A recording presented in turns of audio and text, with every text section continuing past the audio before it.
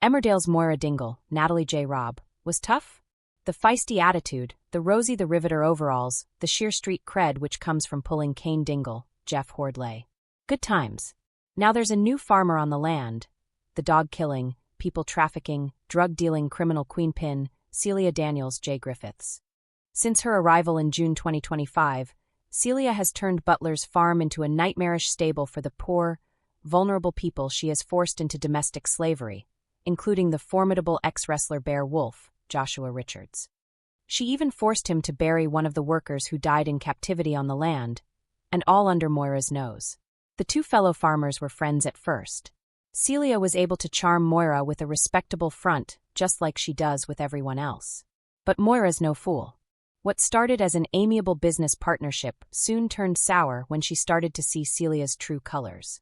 Not only did she rumble Celia forging her signature on invoices to buy dodgy turkeys, but Moira was rocked to realize that she and her son Ray, Joe Absalom, were using forced laborers on Butler's farm. Obviously Celia came like a summer clean, immaculate coat, a smile that suggested everything was municipal and tidy. She spoke of investment, of modernizing the poultry run, of creating jobs. She wore respectability the way other people wore gloves. Moira liked the sound of that. She liked the idea of the farm prospering. Ray, eager and always searching for the right path away from whatever shadow clung to him, warmed to Celia's talk too. The two women shook hands and the deal was inked. For a while the partnership hummed, equipment upgrades, a new ledger, the sort of livestock plans that made the neighbors nod. Then little things happened that creased the corner of Moira's eye. An invoice here with a signature that looked off. New workers on the land who avoided the lane when anyone from the village came by. A feel in Moira's stomach like overdraft. And worst of all, a kindness gone wrong. When Bear disappeared from the yard for 2 days and returned with his jaw of fists with more locked than usual, Moira felt it like a bruise. At first she kept her thoughts tight. Moira is not a woman to air doubts without cause.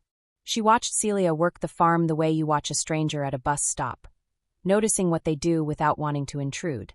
But when a grieving mother's face turned up at the village hall after the funeral for someone who'd been missing, when names whispered together in a corner said things like trafficking and buried, Moira's insides steeled. The night she found the shallow place in the field, a lump of earth disturbed by hurried hands, the world narrowed to the sound of her own breath. Ray was beside her with a shovel and guilt in his eyes. Bear stood a few paces away, shoulders hunched, like someone carrying the weight of an animal trapped in his chest. Moira forced the soil back with her hands until it settled. Whatever the village would say, whatever the law might claim, in that moment she made a decision about what she owed the people she loved. Confrontation with Celia came like a storm front. Moira approached the woman who'd charmed the parish council and asked straight questions. Celia smiled, the smile that had opened doors. She countered with charm, with plausible explanations for every misstep. A misunderstanding, she called it. Some paperwork gaps. Then she leaned in, voice soft, and mentioned Moira's earlier medical struggles. Sly, clinical, surgical in the cruelty of it. The idea that a woman's judgment might be off because of something that had happened in the past was a hand that could be used to slap the credibility right out of her. Moira did not flinch. But seething is not a luxury in the Dales. It's a tool. The woolpack filled with its usual Saturday crowd, and Moira marched in with a purpose that had the edges of a plan. Celia had chosen the barclerk's stool like an empress surveying sufficient adoration. She was mid-anecdote about a charity donation when Moira's hand connected with her face. It was not cinematic. It was not some sweeping, operatic moment timed to dramatic music. It was blunt and true, a sound like a small branch snapping in frost. Voices dropped to a murmur, and then rose again like surf. Celia's cheek flushed, not just from the slap, but from a tapestry of injured pride that translated easily into something coarser. The initial roar was accidental. Cheers from some corners, gasps from others, the sharp intake of breath from Kane who, for once, had no idea whether to intervene or to let Moira breathe. Moira felt a wildness she could not name. Not victory, not relief, but something close to justice after so many small compromises. She hoped the slap would be a watershed, a moment that said, loud and impossible to ignore, that no one was above what was right. Celia moved like a coiled thing even in hurt. She clutched her face with a melodramatic pose, and the act was a needle threading the woolpack's sympathies in directions Moira had not planned for. How could she? Said one. Domestic violence, cried another. The Woolpack's ancient moral compass twisted. Celia did not need more than a scandal to begin building a victim narrative. Moira's chest rattled with the fallout. She expected anger from Celia's allies. She did not expect the cold calculation that would follow. The woman who'd been charming the vicar and the bank manager within weeks had also set the village to gossiping like broken tins. "You should be careful, Moira," Ray warned that evening, face pale. He could see the smear of publicity already. "She'll make it look worse. She'll make it look like madness." And Celia did not delay. Within days she took a seat in the council hall under a coat of sympathetic stares and spun the tale she liked best. The woman with a history of health problems who lashed out for no reason. Documents arrived on doorsteps. There were hints of legal trouble, of a complaint filed for assault, of press queries that sniffed like stray dogs at the farm gates. Moira found herself under a microscope that magnified small mistakes into monstrous errors. People who had known her for years asked questions she'd never wanted to answer. Her phone lit up with messages whose intents were not kindness. At the center of it all, Moira's resolve remained something quiet and stubborn. She had slapped a woman who'd been hurting people. That could not be swept aside by story or by PR. But Celia's retaliation had layers. If Moira's slap was an instinct for justice, Celia's answer was a measured plan of attrition. The woman moved through the parish like a shadow with a smile, whispering reinterpretations and providing tearful testimony about the attack. The community, hungry for drama but lazy in verification, lapped up the water Celia poured. Even Kane, whose loyalty had been as unflinching as his poker face, found himself unmoored when rumors spread that Moira was losing her grip. And then the unexpected happened. The two surprise arrivals at Christmas. The Dingles had always celebrated with the sort of crowded warmth that made a small village hall seem like a palace. This year, the family planned to be together, Moira, Ray, Kane, their children and a few wayward in-laws who were only too happy to bring extra pies. The two mystery guests were local theater types who showed up early, one with a cheeky grin and an accordion, the other with a hold on a cardboard box labeled props. There was something desperate and beautiful about the way the family tried to stitch normalcy back into their days. Moira found herself laughing at jokes that weren't very good, filling glasses she didn't need to fill, trying to be the woman who could host in the middle of a storm. For an hour the slap was a dull echo, and the room vibrated with the kind of domestic comedy that soap operas are made of.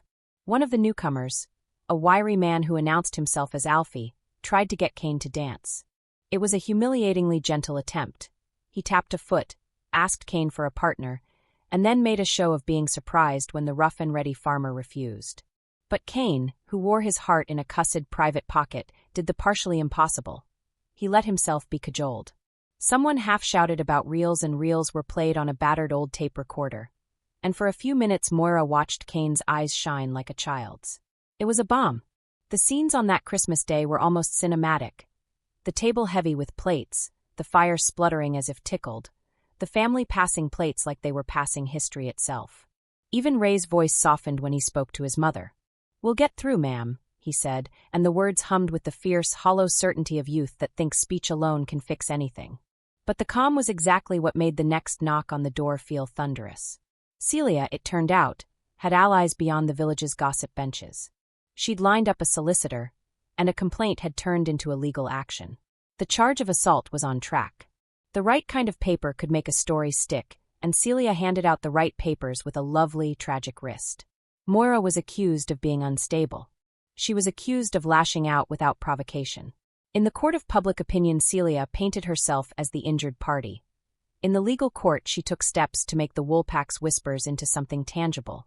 The villagers who had raised her and the children who played at her farm were split, and Moira felt the fissure like a cold draft through a cracked window. If there is a cruel art to gaslighting a village, Celia practiced it expertly. She questioned every decision Moira had made.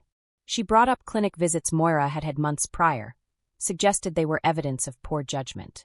Friends who had once taken Moira's side shifted uncomfortably when confronted with the idea that someone's medical history could be used as a weapon. Despite everything, Moira did not fold. She answered the summons with hands that were steady even when her chest was not. On the day of the first hearing, Ray accompanied her to the courthouse, shoulders square and jaw set. Bear sat in the back row like a statue of remorse. The press were there in the way flies attend fruit, expectant and hungry. Cameras caught Moira's expression. Not a mask of bravado, but the slow, hard shader of a woman who'd learned to live with grief and come back to it. Within the legal choreography, the most important moment was not lawyering but truth-telling. Moira had people willing to speak on her behalf. Kane, with his uncomplicated loyalty, told a simple truth. Moira had always been a protector. He spoke about the invoices she'd questioned and the way the farm's atmosphere had shifted. Bear, with the rawness of someone who'd known brutality, spoke in halting sentences about the workers and the buried ground. Ray testified, his voice at first tremulous, then stronger, about the pressure Celia had applied. Still, truth has to be dressed in evidence in modern courts. The judge listened with a face like a ledger. Civilities were observed, firms were made to waltz. Celia's solicitor smiled with the certainty of someone who knew which documents to highlight. The court adjourned, and in the hush afterwards the village's faces read like an examination sheet. Outside, Moira walked past the Cornice shopfronts and felt watched like an exhibit. The Dales had always been a place where everyone knew your business. Now they knew what an adversary looked like. She went home to the farm with the ash of 1,000 small indignities smudging her coat. She could feel the stress clawing at her. She had, after all, been right to hit out. But being right did not mean consequences wouldn't follow. In the quiet hours when the house settled, Moira counted small mercies. Her family. The 2 mystery guests who had been a ridiculous, necessary distraction at Christmas. The neighbors who, though noisy in their opinions, still brought casseroles to the doorstep. Ray in his room, Bear in the yard, Kane with his silent support. It was a cluster of small lights in a storm. But Celia's reach was not just legal. She began to stir the farmhands, to tighten the threads around the people she'd ensnared, making their lives more precarious. Rumors of raids, of official interest, of documents that would link people to the wrong kind of activity. All of this fell like rain. Moira understood that their fight had moved beyond the petty and into something more systemic.